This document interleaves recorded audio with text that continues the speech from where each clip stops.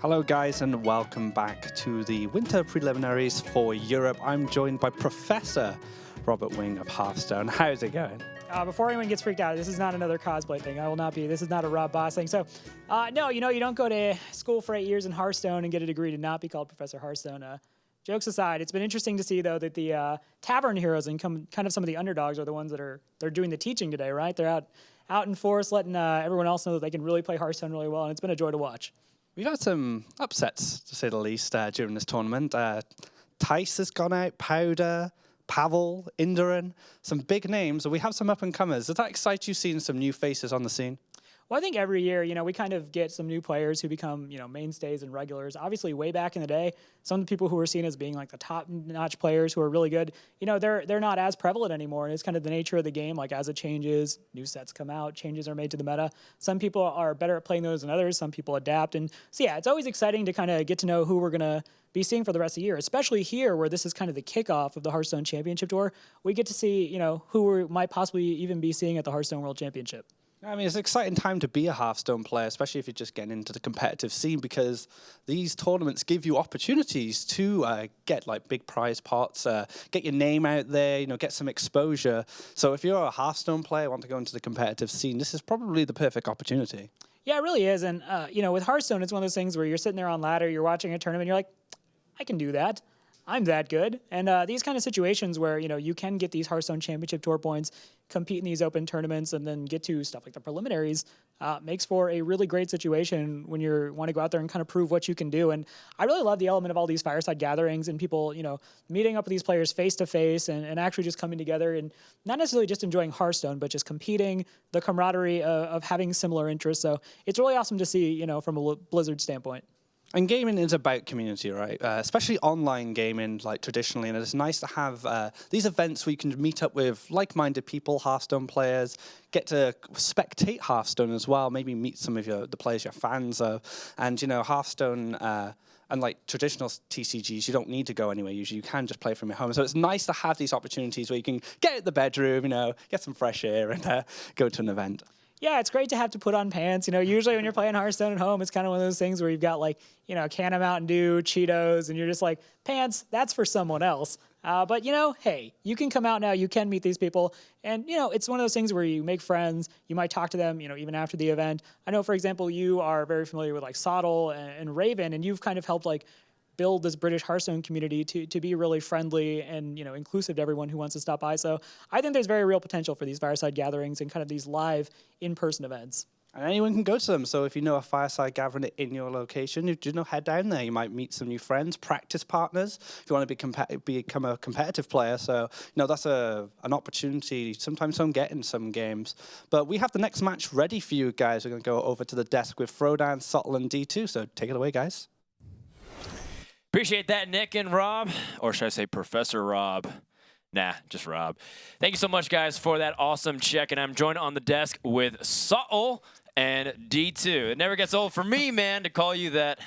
How you doing, man? You guys are killing it on the desk. Can I just tell you that? Is that okay? Sure. I think everyone agrees with me as well. You can heap as much praise on me as you like. That's absolutely fine. Don't worry about it. I love it. I mean, it's been such a fun journey so far. And I think, to a certain degree, it does take a little bit of wind out of the sails. We can just go ahead and be a little bit honest. When all of these fan favorites and these pro players are dropping like flies, it's quite the massacre out there. It's no one safe, right? We kind of say, we look at a pool of 20 players and we're like, we expect them to, like, if any of these made top 8, we wouldn't be surprised. Sure. But now there's a realistic chance that none of them do. Mm-hmm. How do we actually cope with that? What are your thoughts on this, Sottle? I mean, the really interesting thing about it for me now is that lower bracket is just an absolute shark pool now. Like, everyone's in there. And normally, if you feel like you're one of the top players in a tournament and you put yourself, or, you get knocked down to lower bracket, you at least feel like, okay, I'm going to be down there, but so are a bunch of other weaker players, and I can use my skills, use my abilities to fight my way back out. I'm still in a good spot. That's not the case here, because lower bracket is just filled with absolute killers right now. What's your take, Day 2? I mean, we saw last year in the World Championships that we saw 4 absolute killers go to the BlizzCon, and that was pretty unprecedented. And now we're seeing basically the opposite. That usually it's in between, but I mean, now we're basically getting the opposite. That all the players are falling down. Feels bad, man, but I mean, we'll live through it. So you're saying the variants finally caught up to Europe? Is that what you're saying? Wow. Okay. All right, well, they finally got the opposite end of it. We'll see if Outnumbered, that's I the case. Well, let's not count our eggs before they hatch. We still have a fantastic player coming up here. It's Neirea from Team Liquid, bringing the Paladin, Warlock, Warrior, and Mage, which also has been banned, to wrap things up. And he's playing up against a player who's playing from Russia. He's not necessarily Russian himself, but he's still an unknown. He's going to be donning the Mage, Shaman, Warlock. Any thoughts, Sottle? You look a little bit taken aback by those Yeah, lineups. just taking in those lineups. Definitely from what I've seen, the Russian players and the extreme Eastern European players do tend to favor more aggressive lineups when I've played against Russian players in online qualifiers and such. And I know Nick Chipper is a player that I saw come to Gfinity with a very aggressive lineup. So things like Face Shaman, I would expect the Warlock to be Zoo, and potentially Secret Pally certainly makes a lot of sense to me. But the kind of pensive look on my face was about the Mage ban from Hallmark to Neirea. I was just wondering what you think that was aimed at, particularly D2, if you have any I mean, thoughts? maybe he wants to get rid of something like a freeze mage. When I look at these, I try to find patterns. I mean, earlier we casted Morgulot and looked like in the end he was trying to go for something that he felt comfortable with. So that was why it was a bit kind of out there. But you try to see if they're going aggressive, going for control. And as far as Neirea is concerned, I know you were kind of putting me down before, but I really want to see Anyfin Paladin. It looks like he's going for a really controlling deck. Can we see Anyfin Paladin here? I wasn't putting you down, man. Anyfin Murloc Paladin is my favorite deck in Hearthstone right now. So I would love to see it. It just, at the time, I don't really think those types of lineups foster the environment. However, you might absolutely be correct here. You know, Neirea's a guy who's been practicing Murloc Paladin a lot. Now, I do know that he's also told me, and this is something that I feel like I shouldn't reveal too often, so it's only going to be one time, so listen in closely. He actually likes playing Secret Paladin. He told me, he's like, I've joined the dark side, Frodan. He said me with wide eyes, like he's kind of horrified at himself. Like he did some weird, like he looked in the mirror and you know, evaluated his entire life morals and principles. He's like, I enjoy playing Secret Paladin. It's like, I joined the dark side. So maybe, you know, when it comes down to putting all of your horses, you know, and trying to race it, you really got to put your faith in Secret Paladin. It is still one of the best decks out there for the metagame. But I would not be disappointed in the least, or in the slightest, excuse me, if he chose Murloc Paladin. I love that deck. Sure, and it's a very, very brave meta call to bring to a tournament because it's a very polarized deck, right? There's some decks that it just blows out of the water and some that it really, really struggles against because of consistent early aggression, but I guess we're going to find out very soon, and straight away, that is a Deathwing in Control Warrior. So your theory of a hyper-control-y lineup may be coming to fruition here. I like it. You know what? I mean, he is one of these players who is... Also, you know, people don't really put Warrior and Neirea as like a common theme, right? They think of Show from Team Liquid, his teammate. They think of Fibonacci. They think of Kit Kat still. But he's the one who's also been experimenting a ton, and he's playing up against what looks like to be an aggressive deck from Shaman. No surprises there, but the big surprise is nothing to play for 2 turns. At least nothing, obviously. And Warrior is not a class that you're going to burn out with this deck, just from spells from hand. You really do need to develop a board presence and have them not have the answers for a couple of turns to get that first few pieces of damage in. But like a game we saw previously, a risky Ancestral Knowledge on turn 2, but it gets paid out as he does pick up that 1-drop next turn. Yeah, this is extremely brutal, but thankfully Hallmark did pick up a pair of 1-drops to use on turn 3, because if he had nothing now, it's one of those scenarios where, well, do I even continue this game? Like, it's like Warrior will continue to get so far ahead. Now, the other end of it is Neirea could also have nothing to play, but he's actually got a lot of the right pieces, right? He's got his early game removal spots versus drawing the super heavy end of his deck, which he wouldn't have application till later. Yeah, exactly. And I mean, obviously it feels good to actually get a 1-drop to play here. It would be better than nothing, obviously. But I mean, having nothing to play on turn 1, even though you drew in turn 2, it just feels really bad in the situation. Deathlord! Okay, I'm going to throw something out here. There's 2 options that just completely scream to me. The first is that Neirea could be playing a fatigue type of Warrior. But the second thing that screams to me is there a possibility that Neirea has brought a Reno Warrior to this tournament? That is definitely a possibility. That would explain the Deathwing. It would explain a lot of the things we're seeing, but it's one of those things you can only really read into as time goes on, and eventually a second copy of something tends to pop out and just ruin your Reno dreams. But we'll see as this game progresses, and definitely keep that in mind. Yeah, typically, I mean, the way you just look at whether it's a Reno deck or not, you just look at how many of each card you have. But these are actually, I've seen Reno Warrior decks, and these are the cards you actually run. That Deathlord, that Doomsayer. Okay, so it could be something that we see here. Well, there is a second bash, so it's unlikely. And in this case, Neirea might just be playing a super defensive, hyper control fatigue warrior style. Yeah, it doesn't seem like Bash is quite a premium enough card. If you were going to put a couple of 2-ofs in your Reno deck, it doesn't seem Bash is premium enough to want to do that with. So we can probably rule out the Reno from here and just say that this is hyper control / fatigue warrior. Yeah, you know, we also have a terminology within the community, or within the pro community. We call it meme warrior, because one of the things is that there's a common joke that you can't actually kill with warrior. You can just stay alive and just drag out the game, and therefore it's one of the process where you just wait for your opponent to leave the game. You don't actually win. It's only your opponent loses. And that might be the condition, but we still have to see more of the deck. I mean, Neirea is one of the most creative deck builders in the Europe pro scene. I can't wait to see more of it. Yeah, and one thing to keep in mind is that when you're, a lot of time, I mean, in the past, you wanted to have those big creatures after you've been able to control the board, but a lot of times these days, the decks are so streamlined that if you just get rid of all the threats, you can just win. That looks like what Neirea is going with here. Obviously, he has that Deathwing, but looks like more removal. I'd be surprised to see something like an Alex or a Sarah here. A couple choices off of the Sir Finley. Life Tap does allow you to dig deeper into the deck, which probably what you need at that point. Right. As much as Druid Hero Power adds you some damage and a great synergy with Doomhammer, I like the Life Tap. Yeah, Life Tap seems the most sensible there. As you said, you're kind of tempted to take Druid sometimes when you have Doomhammer in your hand, but essentially it's just doing the same thing as Hunter Hero Power would, but only when you have Doomhammer equipped. So overall, Druid is a little bit weak. I think Life Tap definitely the right pick there. Okay, well, he's picking up all of the cards that he would like to in the beginning of the game. I mean, he has both of his Tunnel Drogs out, his Leopard Gnomes. Still has yet to hit some of the other quality cards like that Doomhammer, which some shamans even feel like they keep Doomhammer against Warrior early on in the very opening hand so that they can start hammering away.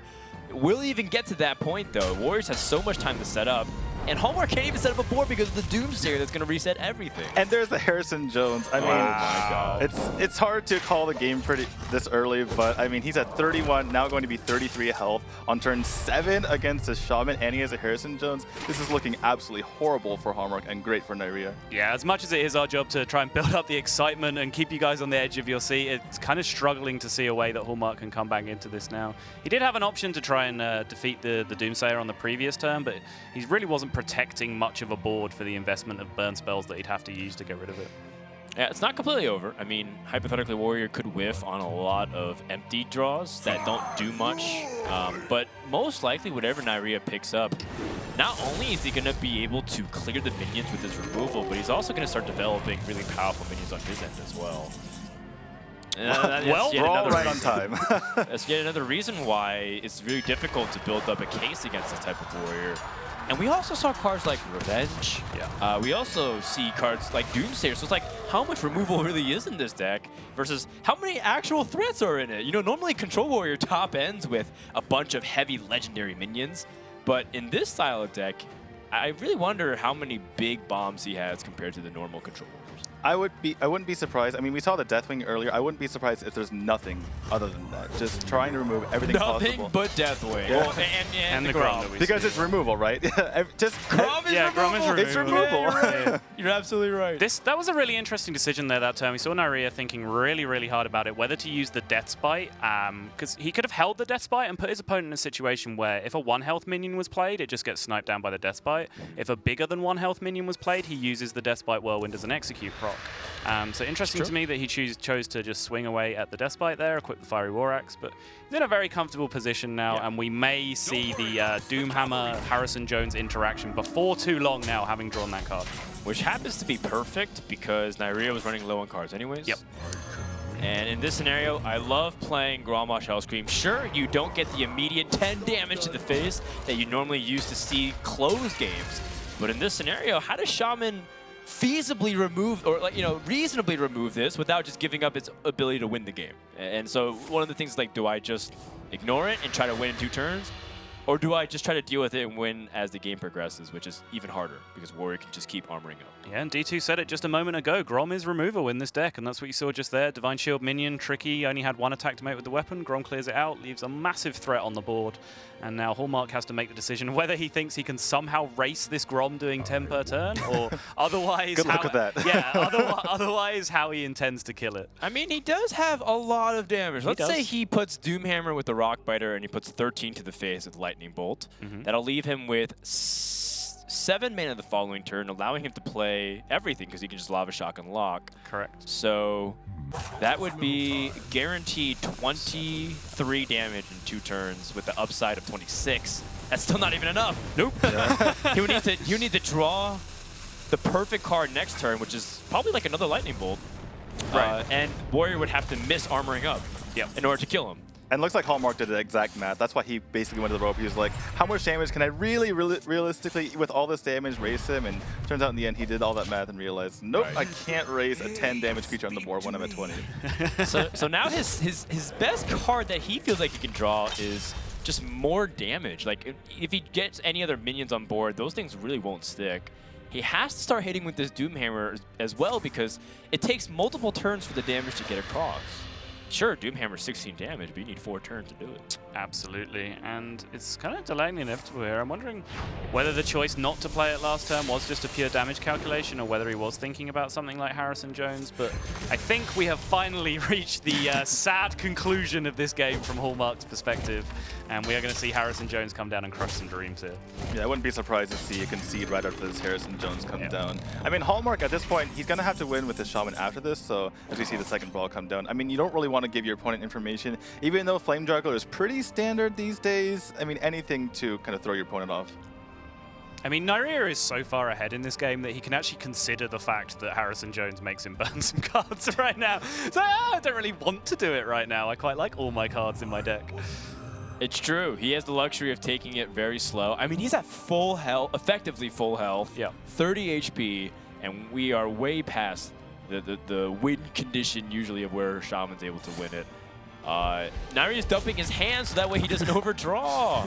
Look at that! Wow. How often do you see this? That is beautiful. Not very often. And he's going to draw basically to his hand is content, and we get to see everything. I just want to see the Deathwing BM the following turn. I don't know about you. Yeah, I would love to see it. Will we see it? Probably not. I mean, it's one of those things too where, you just don't want to. You don't want to waste things and like potentially set yourself up for like a disastrous thing. Because if you dump Deathwing and all of a sudden they deal with Deathwing, and then somehow. Look, I mean, some of these aggro shamans actually run removal. So some people like Klento have inserted Elemental Destruction, which destroys the entire board AoE. But I've actually seen some hexes as well. So it's one of those things where, let's just say hypothetically you don't care, and there's this, you just met the one guy who's running hex. Yeah. And then he just builds his board up and you actually lose. So like, no need to get too crazy with it. But I would love to see Deathwing. Credit to Hallmark here. I mean, we all expected a concede to come down, but he's still trying to figure out exactly how he can win this game. So hats off to him. I don't personally think there is a way, but if there is, it looks like he's going to be the man to find it.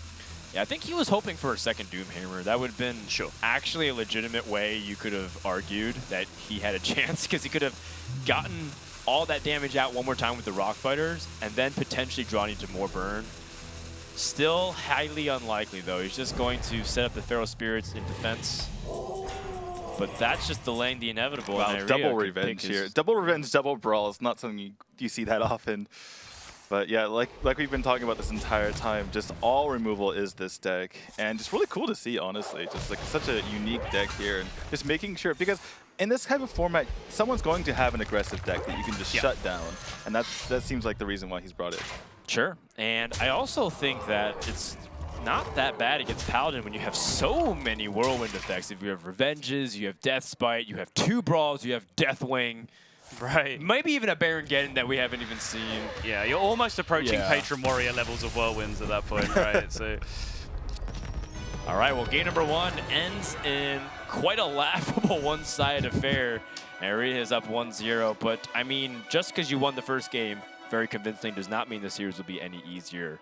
I mean, Hallmark, now that he has the first game out of the way and that Warriors out of the way, he wasn't even playing Paladin. Or at least the Paladin was banned, which is very interesting. So he's not playing it. And once again, I want to revisit, now that we've seen some of these decks and Neirea's strategy, why do you think the bans are the way they are, especially on Neirea's side? He banned the Paladin, even though he has decks which might actually be okay against it. Yeah, it's interesting. Like, maybe he was expecting a Freeze Mage ban, looking at his opponent's lineup, because D2 correctly identified that that is the kind of lineup that would want to be banning Freeze Mage. So if he expects a Freeze Mage ban, suddenly he seems to be a little bit more vulnerable to Paladins. Maybe we went down that line of thinking, but it's hard to say. Yeah, I mean, you look at the lineup, maybe you're thinking that, you can get a win against all the other decks anyway, so Paladin's the least of your worries. Maybe Paladin is something that he keeps if there's a different lineup for Hallmark. So all these things kind of go in your head. You have like maybe a list, right? I want to ban this first and this second, and looks like Paladin was the one to fall on that list. Yep, it's a very common strategy employed by most of the players at the highest level. But so far working out great for Neirea. Still want to see that Paladin though. It's going to come out eventually. In fact, now that you know that your opponent has that lineup, I'm really sure that Neirea has something cool up his sleeve. Because again, he's one of these players that really brings unique decks. In the meantime, Hallmark also has a very untraditional lineup. We haven't seen Mage from some of these unknown players, right? They're usually favoring the traditional ones that are tried and true, the Druids, the Paladins, the Zoo Warlocks. And there are a couple people who bring something different, right? Control Warrior and Hunter. Yep. But in this case, we haven't actually seen much of Mage. Haven't, and there's definitely a few options for it to be. It could be Tempo Mage, Freeze Mage, even Reno Mages have been popping up recently. But we are back in this time with the Face Shaman again, and it looks like it's coming up against some variety of Reno Lock from Neirea. Yeah, the Siphon Soul is the really interesting card that kind of gives it away. Although I would assume Sludge Belcher also does too.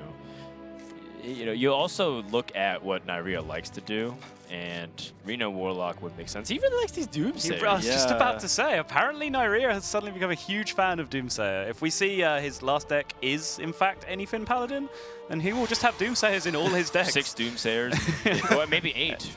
Maybe if he's playing the Freeze Mage, he's just playing all Doomsayers all the time. I mean, we've seen a lot of the pro players kind of favor anti-aggro, and looks like Neirea is taking a step further, saying, no, aggro, you're going to die to me. I like it. So how do you feel about Coin Doomsayer right now? I think Neirea is going to go for the more greedy play and just play it out next turn. Yeah, the thing that gets scary about this, obviously we're sat here looking at the hands, but if this is curved into Totem Golem, suddenly your Doomsayer is a lot more fragile. Right. The problem with the coin play there, though, is that even if it does go off, you don't really gain anything from it. Like, you stop one turn, but looking at your hand, you don't have any way to seize the initiative after that, which is what that's the idea of Tempo Doomsayer. It's where the phrase comes from. It also can be just 2 mana heal 7, so it's pretty good against Shaman. Yeah. Yep, that's precisely what I was going to start talking about too. There is value in the fact that you have everyone attack into the Doomsayer, giving you some stall, because the Shaman almost certainly will kill the Doomsayer unless he picks up an Earthshock. Right, well, we have a way to clear right here. It looks like Hallmark's going to go for that, and probably going to play this Tunnel Chalk out as well, since, I mean, there could be a coin Hellfire, I suppose, but obviously you're not getting rid of the Tunnel Chalk in that situation. Yeah. But Neirea kind of in trouble here, despite having all these defensive options. Yeah, it depends as Hallmark how happy you are with Hellfire right now. Like, if you're fine with Hellfire happening, or taking 3 more damage for Neirea by casting the Hellfire and just having a 3-1 in play, then sure, go ahead and play the Tunnel Chalk. But looks like he seems to think that Hellfire is a little worse for him than we do, and he's going to go with the slightly less valuable minion in the Leper Gnome. I mean, it makes sense in this situation, right? Because he doesn't have any overload in hand, so maybe the Leper Gnome just does more damage at this point. Right, that's very true, yeah. Uh-oh. 2 on the Implosion with Flame Juggler on the deck. That is not good. And you know what? That's perfect mana usage as well from Hallmark. So 1 game of awful draws for the Shaman is followed up by quite possibly the most nutty draw that you could ask for. because at this stage, it's like he's got a lot of ammo. I do like this restraint, though, from Hallmark. Yeah, he is really going to respect the AoE here. Obviously, we're sat staring at the hands like, oh, just play your whole hand, you win next turn. But he's scared of something like Hellfire coming down, so he's going to hold a couple of minions back in reserve, know that if there isn't an answer to this board, he's miles ahead anyway, so he might as well play safe and hold on to some resources. Exactly. There's so much damage on the board right now, and Neirea doesn't go over this engine shield Mesta, so I imagine this is all going phase here from Hallmark. I wonder if that's because he realizes it's almost impossible to win from this position. So I'd rather just keep that information secret. Just play, just maybe see on the off chance I can win this game, but I'll pick a little bit of a weaker play. Because Senjin is also just weaker. Like, he just gets bullied by the Totem Golem, for example. I don't think there's any way you can turn down this Lava Burst this turn. It's an 8 damage Lava Burst that also buffs an additional Trog by 2 damage as well. Like, that's insane. Pretty good. Yeah, 6 damage from the Lava Burst itself because of spell power, and then also you get the extra 2 from the Trog that's allowed to attack this turn. Obviously, it's really, really risky going into a Reno, like expending this resource.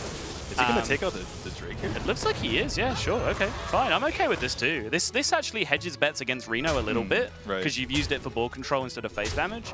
But yeah, I mean, like I just feel like Lava Burst had to be cast that turn based on the value of it, and there's the Shadow Flame that would have punished him. Yeah. It certainly would have. And now Neirea does not have a convenient way to activate that Shadow Flame. At least not yet. And it still doesn't look like there is. Yeah, just power overwhelming his nothing and then Shadow Flame. This doesn't work out that way, unfortunately. I mean, the good news is he can play Leroy and there's no downside, right? I mean, no whelps at all. Sweet. Value. Leroy into concede. Exactly. And I don't know what he's looking for there, but that's going to be game 2 going to Hallmark. So one thing to pay attention to as Hallmark gets a very quick game number 2, you know, very lopsided games to tie it up, so it's no different here, is that we do know that it is the combo Reno lock. So that's something that's a small variation between a bunch of Warlock players. They see Reno Warlock, which is a very board-centric, you know, control deck, but then they also introduced this Leroy Jenkins Power Overwhelming and Faceless combination. Which do you like better, if any? And can you explain why he might have brought it to the series? In a tournament meta, I'm a very big fan of bringing either Arcane Golem combo or Leroy combo, you know, Reno combo lock, whatever. Mainly because it kind of fits into the role where Malagos Warlocker was a little while ago, where it's the Warlock deck you bring that beats other Warlock decks. You lose a little bit of consistency against Zoo compared to a more control-based Reno deck, but it's more than made up for in how badly you stomp on all the other control Warlocks. Right, and it kind of goes in line with what he's trying to do, right? Typically, the OTK Warlock has more removal. Sometimes in a more value-oriented Warlock, you can't fit things like Twisting Nether because you need to get more value overall into your deck, and so that might be fitting more into his style of play where he just needs to clear the board every single time. Yeah, that's completely fair, especially because if you're predicting that kind of metagame, you don't really want too many like minions if you feel like you're just getting completely aggroed upon him. We see that he has Doomsayer, for crying out loud. That's like... see, the reason why that's so absurd to us is that you don't usually see Doomsayer in any deck that's not absolute control install like Murloc. Yes. We did it! We did it! Like Murloc. Exactly. More Doomsayers. I mean, one thing, the reason 8 why... Doomsayers. Exactly. The reason why I thought that, you know, some people might be bringing Anyfin is because in the Gold series, which was Conquest 4 decks with 1 ban, you saw a lot of players bringing Morlock Paladin for this reason that you can basically ban out one of its counters, and after that there's like 1, maybe 2 decks that can beat it, and then you're able to kind of just cruise after that. Yeah, I anticipate that Neirea plan was to ban Druid based off his lineup yeah, choices. It would have been good against the Warlock, it would have been good against the Warrior, and the Murloc Paladin.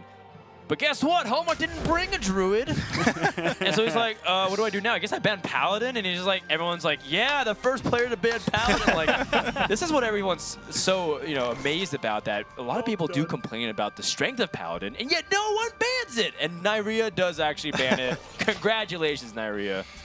Using common sense. There you go. Exactly. And some people might be confused about this humility. It's getting a little bit more popularity, but the reason why you have it in the deck is because it combos with that Pyromancer. Yeah. Sometimes you just want to clear the 1/1s, and you don't want to throw away quality in certain situations, and it really helps in that particular situation. Also, it's very, very cheap. You can draw cards off of Solemn Vigil and use it right away, when sometimes you can't use Eldor. Yeah, and there are some people who have played with a lot of tech. I was watching Ponyhoff the other day, and he was like playing Kodo with humility, and it was because primarily he said he was playing a lot of like Reno Warlocks, and he just needed like single target removals. He just wanted another Aldor, so to speak. Interesting how he techs it. I do know that Neirea disagrees a lot with how Kalento plays Murloc Paladin. They sat next to each other at Star Ladder, and they argued for hours. Interesting. But the one thing you couldn't argue is that at the final end of the day, they ended at like rank 200. They climbed like 2,000 ranks. So Nice. Together, when they debated, they were able to climb. But their powers combined, yeah. By their powers combined, they make one super Ukrainian Hearthstone. Well, they're obviously great players by themselves, and I mean, if they argued that much, I would imagine that Neirea is not playing Dr. Boom, particularly because he has that humility in the deck, so I would imagine that's what he's not going to go for. Yeah, I mean, Dr. Boom is one of those cards that Kalento's like, you should run it. And I was like, eh. And he was like, no, it's really good, trust me. And they played it, they won. One of the biggest goals for this Paladin deck is just to keep the board clear as much as possible. And in a lot of ways, it might feel counterintuitive to constantly want your minions to die, but that's the power of the Anything deck. If they stay, they have more power to trade whatever comes onto the board, but if they die, they come back later for a big combo damage with a bunch of charged minions. So that's what makes this deck insanely good in the late stages of the game. That's why a lot of times people feel like only Druid, which has very fast board and combo clears, or aggro decks can really kill this Murloc deck. Yeah, and on that subject of Paladins wanting to clear all your stuff every turn, we talked about in a previous series how generally you don't really want to Taunt Egg against Rogue with Defender of Argus because you use it to just be protection against Blade Flurry. I think it's fairly similar in this matchup, and you kind of want that Egg there for always as protection against the equality clears. And so interesting to me that Hallmark this turn chose to taunt up the Egg, and he's made it a little bit vulnerable to being popped into the 4/4 form, which just helps Neirea's eventual game plan of clearing the board when he picks up an equality. Sure, especially considering that he had options, right? He could have done the other Ghost Spider. I don't actually know the Spectral Spider. That's what it's called. I'm really bad with the non-beast. But yeah, it looks like Hallmark was kind of reaching for that power bomb and could still go for it. If he doesn't go for it, then he leaves himself vulnerable, like you said, to having his spider popped and then, or his egg popped, excuse me, and then from there having his entire board cleared. So I do like this move by Hallmark, just kind of protecting this board and making it so much more annoying for Neirea to deal with. Right, and this might end up working out really well for him because there is probably, just based on the mana constraints, no full clear that an Anything Pally can possibly come up with this turn against this board. And now from here, he can just choose to develop Lower Theb at any points to protect his board from one further turn, and that just might be enough to push through a lot of pressure. It does depend, though. The later the game goes, Lotheb does have less impact as you have more mana. On turn 9 or 9 mana, you still have the availability of using the Pyro and the Equality. It does cost 9 mana total and eliminate. So Hallmark has to be very careful. His hand is also pretty awkward. He's got, I would say, all of his most expensive cards in his deck, assuming he's running the normal zoo. So, how do you deal and effectively play all this stuff? Is it time to just play Doomguard and just hope that you can go for it? Or do you have to play it a little bit slower, be more cautious? What do you think, Subtle? I'd probably use this turn as my Lower Theb turn because, as you said, time is running out on that being a guaranteed lockout of a board clear. So I'd probably use this turn to develop Lower Theb, use the Abusive Sergeant, or possibly just the Flame Imp to generate as much power as I can, trade efficiently with the heal bot, depending on which one you choose to play. And then from there, I think you just kind of have to face up that probably only one of these Doom Guards is going to be able to be played this turn. Sorry, this game, not this turn. Sure. Yeah. Well, he could sacrifice the other card that gets drawn next turn. Still unlikely. The good thing is that Neirea still had a good amount of health, though, so even though he might end up passing a lot of this turn and just play the Peacekeeper, he still can definitely come back, and he's got one of those important cards in Consecration. Yeah, I feel like that was, I mean, you guys obviously talked through the reasons why you go for it, but it was absolutely crucial. You went for the Lotheb there. Just try to push damage at a certain point. And if you don't do it early enough, like you said, it just goes to waste because of power of equality. And speaking of power equality, if Neirea can pick up equality, I think he basically just steamrolls ahead because he has that Solemn Vigil to back it up afterward. But in some ways, he doesn't even necessarily need that equality because he has like a Consecration with a Humility, so effectively put like 1 or 2 damage on the board. Is that really like a threat? So, Neirea still is in a pretty good spot. And here's like the big thing is that you have card draw. And in any deck that requires a stall into a combo, the most important thing that they'll ever need in the beginning stages is card draw. You look at Freeze Mage, you look at Miracle, you look at the Old Patron, and you look at these Murloc Paladin decks, they need that card draw. And him being able to follow up Consecration with Silent Vigil is huge. One problem, though, with using both Pyro and the Consecrate is that those are your quality kind of activators. So it's really scary to just use those out here, because once you draw a quality, you need to draw another activator for that later on. But I imagine if Neirea doesn't draw a quality here, he'll have to go for it because it's too juicy. I was curious with his choice to tap this turn, whether he was just going to try and slam one of those Doom Guards and just increasing his odds of holding on to the second one. Looks like he's tapping and going for a slower turn here, getting a bit of value out of that 1/2 minion that got Aldored to just make himself a 3-mana Yeti this turn, which is not too bad. But there is the card that you always want to see when playing this deck. Equality. It's a full clear if he wants it. Yes. Well, actually, never mind. It could be very scary because of the Knife Juggler. That's also very true. Yeah, good catch, D2. So this is potentially a full clear, but it can still go very, very wrong for him. This is actually a 50-50 to go really badly. Yep. No! Oh, wow. And that ends up being a full clear right there with a reload on the Solemn Vigil, which one of the favorite things is to pick up another Solemn Vigil. Say, the dream is just to draw the second Vigil. No, okay. And it's still the same situation where Hallmark doesn't guarantee getting 2 Doom Guards. One is still a threat, but you can deal with one. Sure, and it's about the time of the game where we need to start evaluating what the Murloc situation is. I think it's 1 Bluegill, 1 War Leader, from what I remember. Correct, which means you have a 4 damage, 10 mana card. Oh, baby! Whoa! Well, I mean, we do have ways for Neirea to stall until then, but yeah, looking forward to that 4 damage to the face. He might actually have to do it at some point if he runs out of things to do, but for now, has stuff to go ahead and play out. For Hallmark, what do you do here? I mean, it feels like these Doom Guards have been in his hand the entire time. I feel like he needs to like, bite the bullet and play him out at some point. Yeah. Okay, so he does lose the second Doom Guard. That is painful. Flame him. But yeah, I suspected that sort of play was going to happen at some point in this game. He's chosen to take a couple of extra taps over the course to get himself into the position where he might keep the second one, but unfortunately it doesn't pay out for him. This is why losing the second Doom Guard was so painful, because it's a full clear, and this would be the final points of pushing damage, versus now, Neirea can sort of play very liberally, because even if your opponent has a charger, you're still probably going to survive. And now you can start using like anything as removal in itself, or even game-threatening damage. Some thresholds that you want to pay attention to. The maximum damage the first anything can do is 22, so Hallmark's within that range. You have to take Soulfire, right? Like at this point, are you ever going to get a minion to stick for Power Overwhelming? Probably not. Interesting that he goes for the tap. Maybe he could have just used a Soulfire right here. But speaking of Power Overwhelming, that's a lot of damage. So, I mean, it was looking good for Neirea. He had cleared the board, but now... Is there any way out of this? I guess he has to go for it. He has to anything to clear to survive here, yeah. Right. Which is still fine. Ultimately, you still have board control, and you casted more Murlocs, so if you pick up a second anything, that could just be the lethal as well. That was a really heads-up play by Neirea, though. I mean, he saw Dark Peddler come out, realized there could be a Power Overwhelming, and realized right away, I just need to get rid of this. Yeah. I'm ahead as long as I keep clearing his board. I have more removal. Really heads-up play by Neirea there. Do you really want to flame up here, man? I'm just scared. Because if you start playing another one, then you're within reaching distance of dying. Well, kind of. I mean, well, I suppose. I mean, this War Leader has to die, right? You can't get 2 War Leaders out of it. Oh, actually, you could. What am I talking about? So it would be 12 damage, and then plus, yeah, actually, it would be lethal. What's lethal on board if there's anything? So I think you just play it anyway. Yeah, right. So I guess either way. Yeah. It kind of doesn't matter. So, yeah, it's one of those scenarios where now that you evaluate it, you kind of have to. Plus, this is more minion pressure. And if your opponent had really bad cards, that would be your way to win.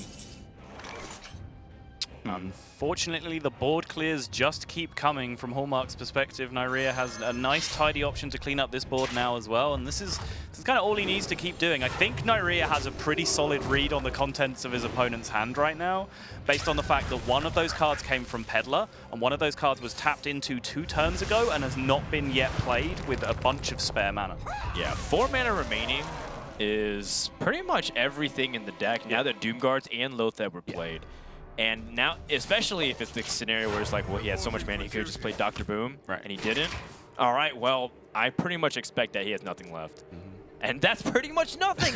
That is just as good as Wisp or Goldshire Footman. It gets in the way, though. It maybe holds off lethal here. I mean, you could go for a Voidwalker or Soulfire. I mean, You're tapping this turn. I mean, it's like, are you gonna actually just wait it out? no. I mean, you could play the Voidwalker, you could Soulfire, maybe the Face, maybe the War Leader, and then tap into some other sort of minion. Is there a charger at all left? I mean, sometimes these people run weird cards. Random Leroy, right? Okay. That's I mean, not that's too a card. bad. Yeah. Okay. I think Pyromancer and both Consecrations have gone here, and he gets the 4 roll. That's pretty good. All of a Yeah. sudden, Frodan, this is looking kind of winnable. Yeah, Anything off the top? Neirea just needs anything. Or can you pick up something else? The funny thing is, you could have Doomsayered last turn to prevent this sort of thing, but I mean, from my perspective, I was looking at, you just go for the hero power, threaten lethal, but now it's coming back to bite him a little bit. You know, the fact that Neirea didn't like play a Doomsayer, yeah, it's pretty funny. Leon Hands is huge. You know, I was wondering when he's going to start picking up some of his other heals as well. Not too bad either. He picks up. All right, so is he safe from both the damage? He so is safe from what we see right now, but there is now the Zoo can actually draw damage. There are cards that are live. The Abusive Sergeants, the Dire Wolves, those cards are live draws now. So, I mean, there's almost no reason. I guess you go for the Doomsayer here in case your opponent puts up like a Defender of Argus to make sure that you have lethal with the Anyfin. Yeah, I don't think you need more cards at this point. You have Anyfin can happen the second one, so with it's 12 damage. Yeah. That's right. Okay, so he ends up going for more card draw, more options. You never know if you need like more removal pieces for like a big defender, like you mentioned. It's not card you need. That's not helpful. I don't think there is a single card in the deck. So he has 3, 7, 11 damage right now. So there's not one card that would find him the 5. Yeah, and that is a big old whiff, and that is going to be game 2 to Neirea. The Murloc Paladin, this is, again, man, it's such a fun deck. And if you haven't tried it, go try it right now. Neirea can just play charge. Just gonna do it. You get one more guy plus Bluegill. Fine, do it that way. I like it. Good sequencing as well, getting the buff. That's going to wrap up game 3, giving him a distinct 2-1 advantage. Now all he has to do is win with that Warlock deck, and he will survive. Remember, guys, this is the lower bracket. So lose, and you're going home. Right, it's crazy. Some of the players that we're probably going to watch now just to play for survival, let alone to keep going in winners bracket. It's just crazy how the tournament was gone. But as you said, now we have to have the deck with the 7th Doomsayer of Neirea's lineup. I'm assuming there's only one in there because it's probably a Reno deck, but there might be 8. Who knows? That is the one remaining deck that has to win. You're gonna say 8? He's just jammed double Doomsayer in Reno. I think this is what he did. He said, "What deck should I play for the winter prelims?" And he opened up his My Collection. He said, Doomsayer in every deck, and they started building from that point on. I don't know. I like going for the Murlocs first and just put Murlocs in every deck. I don't know. But, I mean, he looks like he's in a really good position, has kind of the Reno Lock build there going against Zoolock, which that's a slightly favored matchup for him going. And against the Mage, almost any Mage, I feel like he's favored. Reno, you can kind of play it out so that you basically heal out of range as long as you play it very, very carefully. So Neirea in a good spot to move on. Yeah, it highly depends on what that last Mage deck. I mean, we might be getting ahead of ourselves. Realistically, we might just see a Zoo versus Reno Lock first. Sure. It depends on what Hallmark feels like his best chances are. I know a lot of people also think about the strategy of, well, I also have been playing on the stream, and realistically, this is information out there. Maybe I just want to actually just play the Zoo Warlock again, because in order to win this series, I have to win with both decks. So I'll just queue my Warlock again, which everyone knows about, keep that Mage hidden in the worst case scenario. Oh, wait, no, they're in the losers They're bracket. the losers, Yeah, right? exactly. So It doesn't matter anymore. Usually the strategy works in the winner's bracket. So. just keep it secret from everyone. Trust Don't me. worry. Makes sense. Dan's just so used to being in winners when he plays tournaments that he doesn't consider the loser bracket strats. Yeah, that one time. I Hey, happened to be in Conqueror there. of Super JJ, man. Like, ride that forever. I will. Actually, that's going on my tombstone. Okay, awesome. You will eulogize me, right, Sottle? Oh, if you would have me, Dan, Here I'll do it. layeth a man who played the Murloc Paladin. By the way, what do you think about this keep from Hallmark? I believe he kept the Nerubian Egg, and typically the strategy for Zoo going against a control style of Warlock is you go for damage early and stickiness later, and putting this Nerubian Egg on the field would really provide no pressure on the Neirea here. Yeah, really interesting. Obviously, it is a card that plays very well around early AoEs, but Demon Wrath isn't very effective against your deck anyway, because you have Flame Imp, Voidwalker, In-Gang Boss, etc. that has no effect on anyway. So you're playing around Hellfire with the egg, really, but as I agree with you, you want your big pressure minions early. Put them on having those 1 copies of the removal cards that they need in their hand. If they don't have it, make sure you're dealing a ton of damage. Yeah, Reno Warlocks, or you know what, just Reno Jackson in general, because there are more than just Warlocks that play Reno Jackson.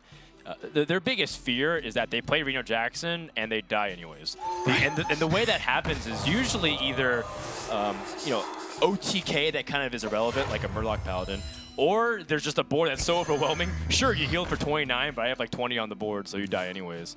That's what you were talking about, building that tension, that pressure on the board, so even if you happen to heal a ton, I still can kill you. And it's kind of like, when Handlock was in the meta. I mean, I'm talking to a lot of Handlock players, when they face, Haunted Creeper and Nerubian Egg really early, they don't really care. They're like, all right, I'll just keep tapping. You're not actually doing damage to me. So that's basically, the mindset. Right here, I mean, Neirea went for the coin last turn into the Zombie Chow, so it doesn't have the option of going for that Hellfire this turn, but still can, sort of play on curve with this Earthen Ring Farseer and create some tension. Maybe you can Hellfire next turn. I like it. The fact that he's staying on curve here, really being slightly aggressive onto the board, so that way he might not even have to use Hellfire. Remember, one of the things about Reno Jackson is that you have 1 of each card. Yeah, and we were joking about 2 of Doomsayer, but he probably only has 1 Doomsayer. But if you have 1 of each card, you have 1 Hellfire. Maybe you have 1 Shadow Flame. You have maybe 1 Twisting Nether, which kind of can work, but it's really expensive. You have to be very selective with how you use your AoE. That's one of the key marks of a good Reno Warlock player. Right. It naturally leads you to being greedier with your cards, because you're not going to draw the second copy. Yeah. You're not going to be in that position where Druid will just say, oh, I'm just going to use my first swipe here, because I'll probably get the second one at some point. It doesn't work like that. You need to make sure that if you use a card, you're certain that you're not going to need it more later. Yeah, be greedy. He says we're going to be rich for a reason. Right. I mean, that's kind of his motto. Oh, no, a 2-roll for Hallmark. Oh, okay. Does kill it. And yeah, he can just go face here because, I mean, if there's AoE, then it doesn't really matter. Something like a Shadow Flame wouldn't work. Oh, man. Oh, okay. What? He's going to use Hellfire. It's the more expensive card. Also, Demon Wrath doesn't kill imps or flame imps, Dan. Yep. That does help. Yep. I kind of remembered that at the same time. I just think 2 damage to all minions because I get it off of Spellslinger. That's right. Exactly how I get it every single time. Fair enough. Yep. There it is. So Hallmark obviously is board cleared, but the one good thing for him is he has his opponent at 16 health, so he can put some pressure on. He might be able to close it out. We see that Neirea doesn't have that Reno Jackson quite yet, and doesn't really have anything to do, honestly. He can Dark Bomb whatever, but not going to Dark Bomb the Imp King boss probably. Yeah. And that's... I love it. That is a big boy play right there. Let's just get the Doomguard train rolling. Yeah, I love it. Neirea's just like, whoa, well, what do I do now? Because on 5 mana, usually the best play is a reasonable-sized minion like Sludge Belcher, if you're playing the Fugue and Stala combination, but even those cards wouldn't be anything. Look, he has to play Defender my of goodness. Naked Defender of Argus. Just to potentially trade into this. Wow. That is pretty desperate. Hallmark has been fairly expressionless for most of this, but there was a very, very slight eyebrow raise at that Defender of Argus being played onto the board. Oh, wow. This is actually really good to get these sticky minions. Now that your opponent's really far down in health, any AoE just makes your board pretty much bigger at this point. And Hallmark has a pretty tough decision to make whether he goes face or not, or whether he clears his 2-3. He does go face. I like face. Reduce your opponent's ability to life tap into options. The only thing that's very weak against is Reno Jackson, or in the case that your opponent has some Shadow Flame opportunity. But just look at the state of desperation for Neirea. He is 1 Doomguard away from just getting this game completely over with. Yep, Doomguard or Chain Draws involving Power Overwhelming and something else. Speaking of Power Overwhelming, there's his Power Overwhelming generator. That's right. One thing that was pointed out when we were casting... One thing that was pointed out when we were casting... There we go! Okay, never mind. Sorry for kind of ruining the fun there. There's a second Power Overwhelming. Nah, it's plenty fun, man. No, I was trying to explain something and then all of a sudden double Power Overwhelming. But yeah, that is the game. It's going to go to game 5. And just like that, we were talking about how the Mage deck still stays hidden. Not really sure exactly what those cards contain. Deck lists aren't given to us casters, because we kind of find out at the same time as you guys do. So what that Mage deck is heavily can vary anywhere from Mech Mage or Tempo Mage to a very defensive Freeze Mage, all with different implications of matchups. And specifically how the dynamic changes from, now that he's seen the Reno Warlock twice, but does he know that it's a combo Reno Warlock? Maybe he's not going to play around it because he hasn't seen like Leroy Jenkins, a Faceless Manipulator. Maybe he just thinks, he just hasn't hit Void Caller, he hasn't hit like Fukin Stalag, and it's one of those things where you just get surprised and like, surprise, you lose, and it's like, right. From a personal perspective, I really hope it's Freeze Mage, because I think Freeze Mage versus Reno Lock is one of the most fascinating matchups in the game. Just the fine balance between how much burn the Freeze Mage can commit, like before and after they Alex, before and after the Reno comes down. Like, it's such a fine balancing act as a matchup that I'd personally love to watch that right now. Yeah, I would like to watch it as well, because we know that Neirea is basically a Freeze Mage master, so he knows exactly how to play around everything that the opponent can possibly have in playing that Freeze Mage and everything they can do. So I really like to see how Neirea plays against Freeze Mage, having himself been on that other side of the coin. Let's find out. Boo! Oh, just kidding. Gonna be a Tempo Mage. Tempo Mage, which is very high impact. I think Neirea, now that he sees Mage, though, going to keep that Reno Jackson, especially if it's Freeze Mage, has a lot of upside. But even if it's aggressive, a lot of times those Tempo Mages commit everything, and then they're left top decking a Fireball, right? They have no cards in the hand. Just pray to God, do a little rain dance somehow. Fireball comes off the top. But Reno Jackson can stop that entire plan. Yeah, I think there's more and more players who are coming around to the fact that you just keep Reno in just about every matchup, with the philosophy being that, my deck is built inefficiently, and the reason for my deck being built inefficiently is this one card. So why would I not keep it in my hand? It's an argument that makes a lot of sense. Well, the thing is, when you have the Reno in hand, you're able to play the game completely differently. Right. Because you know that if anything goes bad and my opponent kind of basically tries to go face, puts a lot of damage on my face, and I can go with the Reno the next turn. Whereas if you don't have that healing, that guaranteed healing in your hand, sometimes you have to be very aggressive in clearing your opponent's board, because you could be taking that damage later on. No, Neirea doesn't want any shenanigans with Sorcerer's Apprentice. That's one of the more underappreciated cards in Tempo Mage. People look at Flame Waker, they look at Ethereal Conjurer, some of these really flashy cards that have some random effects to it. But, the big MVPs are the ones that are underappreciated, like Azure Drake, Sorcerer's Apprentice. Those are the heavy lifters of the deck that people don't really talk about. Even in terms of the early game suite, like, people are always like, oh, please don't have Mana Worm, please don't have Mana Worm. But a Sorcerer's Apprentice that sticks to the board is just devastating sometimes. Interesting card here.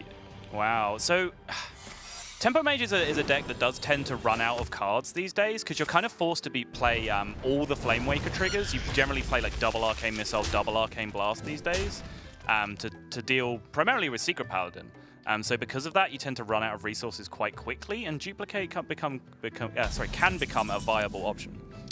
It's really interesting, too, because normally the secret is Mirror Entity. Yeah. And now that Neirea plays Doomsayer in anticipation for Mirror Entity, sees that it's not, what else does he think? Well, it's probably another popular secret called Counterspell. Yes. It's not that either. So he's just going to be like, well, what? It's probably Duplicate. And then by then you're like, crap, I've fallen so far behind on board because I played inefficiently. Yeah, you saw kind of a little bit of a smirk, like a disappointed smirk from Neirea, realizing that wasn't going to be Mirror Entity. He couldn't clear his opponent's board that way.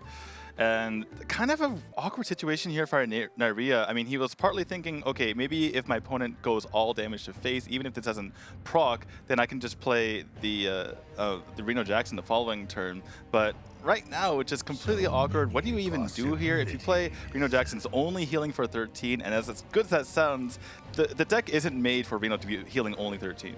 Right. You heal for 13, and you would just immediately take 9 at a bare minimum if he wants to go face. So it's really not that significant of a heal. He's going to have to find some sort of board control play here.